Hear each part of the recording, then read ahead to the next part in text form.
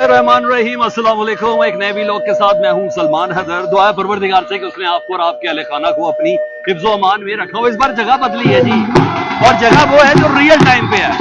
ये किसी स्टूडियो में बैठ के नहीं, जिसमें थोड़े से बोल बचन कर लिए जाए और बता दिया जाए मीडिया पर इंडिया मीडिया की तरह कि हम ये कर लेंगे, हम वो कर लेंगे।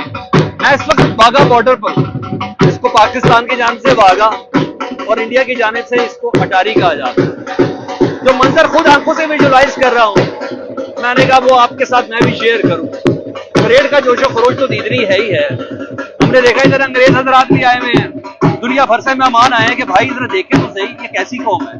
और वाकई यहाँ कौम बता रही है कि हम कैसी कौम है। आमतौर पर जंगशुदा इलाके में यहाँ जंग का खतरा हो, लोग उस बॉर्डर से दूर दूर भागते हैं। लेकिन ये अजीब कौम है, ये अजीब मुल्क है कि वो बॉर्डर की तरफ भागते हैं। मैं एक जो दुनिया इधर है, एक दुनिया उस तरफ भी है जो इधर आना चाह रही है।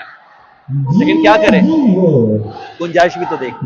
और लेकिन हाँ, यहाँ सिर्फ और सिर्फ जीवे जीवे पाकिस्तान, पाकिस्तान जिंदाबाद ये नारे हैं। और हाँ, उधर इंडियन फिल्मी गाने जरूर चल रहे हैं, बल्कि गा गा के घुंघरू भी तोड़े जा रहे हैं। अच्छा खासा उधर एक डांस शो भी अभी हुआ। मेरा ये सवाल था कि भाई अगर डांस शो ही करना था तो आपने 27-28 बंदे अपने क्यों मरवाए? आपके यहाँ तो 100 होना चाहिए था।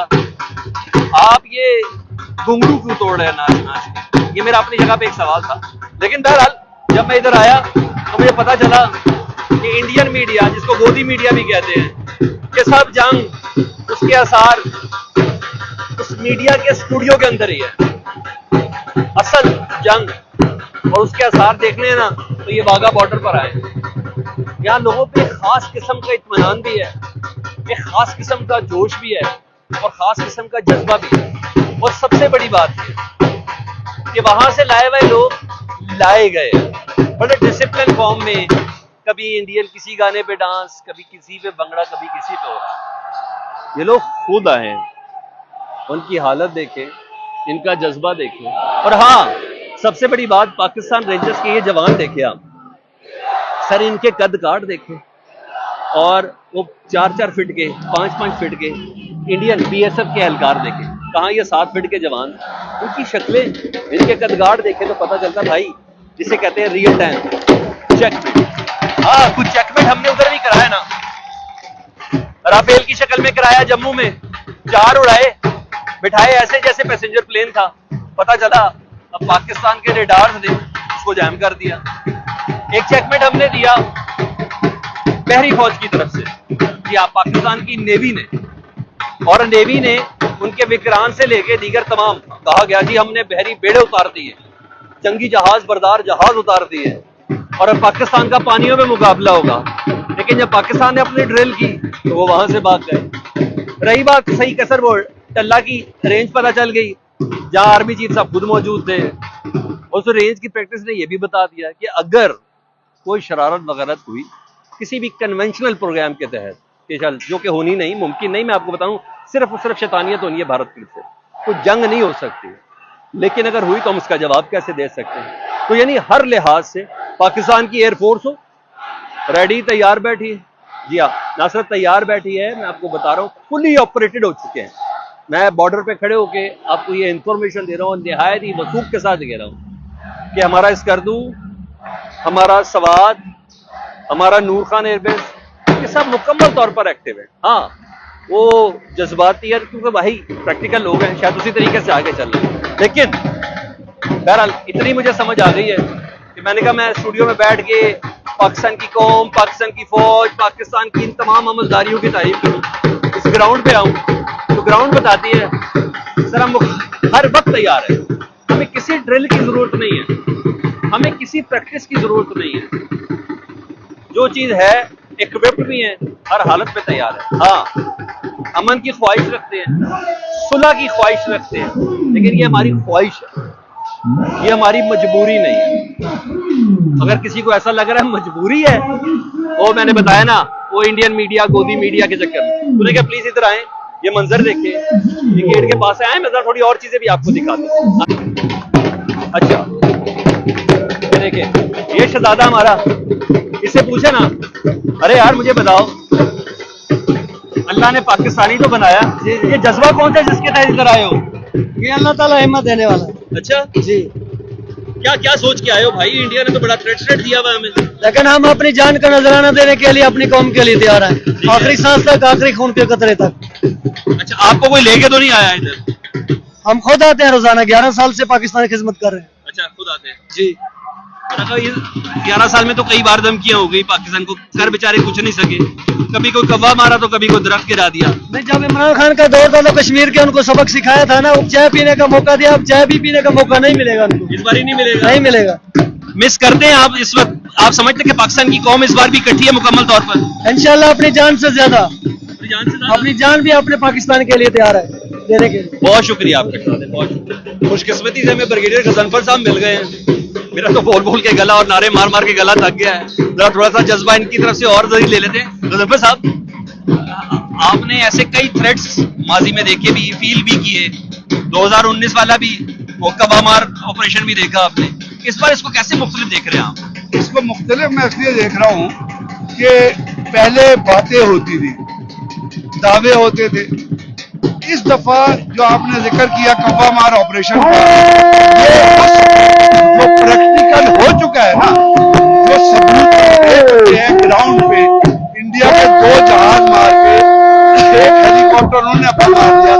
उसके तनाजुर में नरेंद्र मोदी ने कहा था कि अगर मेरे पास रफेल होते तो मैं नाकामयाब होता। अब आप मुझे सलमान देखिए, आप भी माशाल्लाह बहुत पढ़े लिखे आदमी हैं, अब तो रफेल है ना।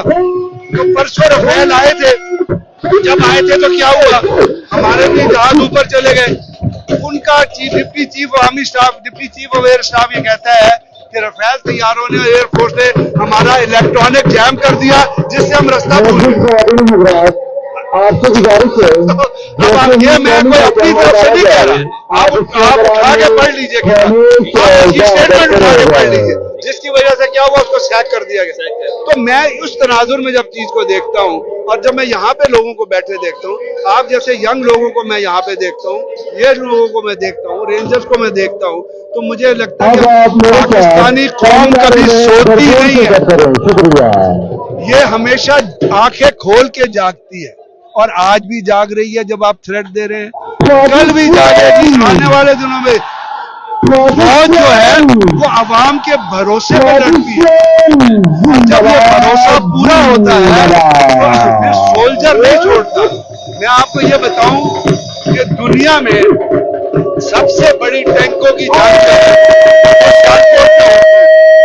चमिंदा के महाज में, असल उत्तर उस जगह का नाम है जहाँ पे इंडिया के मिलिट्री माइट पे टैंकों ने हमला किया।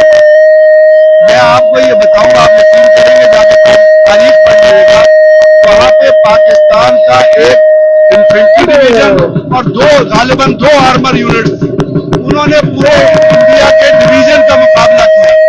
जो ब्रिगेड कमांडर थे वो जनरल अख्तर अब्दुल रहमान के भाई थे, वो उन्होंने इंडियन ये समझे कि यहाँ पे पता नहीं कितनी फौज डिप्लॉयड, तो उन्होंने एडवांस रोक दिया उन्होंने। ये तारीख है। उसके बाद general Akhtar Abdul Rahman GOC 12 division थे, तो जंग हो रही थी भिम्बर और अपना चकपंडत सेक्टर में। पाकिस्तान फौज 65 पे लाहौर अटैक से पहले के बाद पाकिस्तानी फौज दरियाए तवी क्रॉस कर गई थी, इंडियन रिट्रीट कर रहे थे, सामने अखनूर नजर आ रहा था, अखनूर का पुल नजर आ रहा था, और अखनूर कब्जे में आने वाला था। वो तो हमारी गलती है, सदर अयूब की गलती है, अमेरिकन प्रेशर पे कहा जाता है, उन्होंने वहां कमांड चेंज कर दी, जनरल अब्दुल रहमान को हटा के जनरल यहिया को लगा दिया।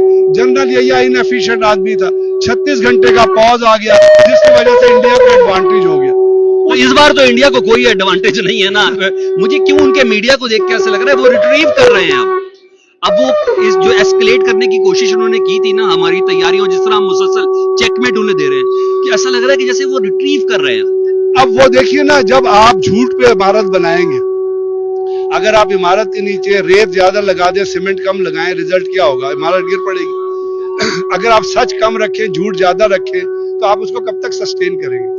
क्योंकि उसके लिए प्रूफ चाहिए होते हैं। अब वो कहते हैं 15 दिन से हम किश्तवाड़ के जंगलों में दहशतगर्दों को ढूंढ रहे हैं। वो दहशतगर्द बंदर थे, वो दहशतगर्द चींटियां थी, वो दहशतगर्द कोई हशरतुल इस्लाम थे, वो कहाँ गुम हो गए? इसलिए कि आपने खुद मारा, उनको आपने बीएसएफ के लोगों से मरवाया, सीआरपीएफ से मरवाया, उनको फिर यूनिफॉर्म पहना दी, उनको फिर अपनी फौज में दहशतगर्द कहाँ से बनेंगे? आपने पहले भी 38 सिखों को मरवाया था, तो आज भी आपने लोग, तो अगर आप इलेक्शन जीतने के लिए अपने लोगों का खून करें तो आप मुहिब्बे वतन नहीं, आप गद्दार हैं। कम से कम इतना तो नूरुद्दीन मोदी से एक्सपेक्ट किया जाना चाहिए यार, अपना स्क्रिप्ट ही बदल दो। अब तो आपकी गेम है इंडिया क्या पाकिस्तान का बच्चा बच्चा पकड़ ले। लेकिन बहरहाल एक बार फिर कहेंगे कोई जंग की ख्वाहिश नहीं, ना चाहते हैं, लेकिन अगर मुसल्लत कर दी गई पिछले सारे हिसाब किताब क्लियर कर देंगे, फिर हम आपको वो तमाम ताने याद कराएंगे जो आपके झूठ में मबनी थे, लेकिन हम सच बोलकर दिखाएंगे। जा दीजिए, अल्लाह।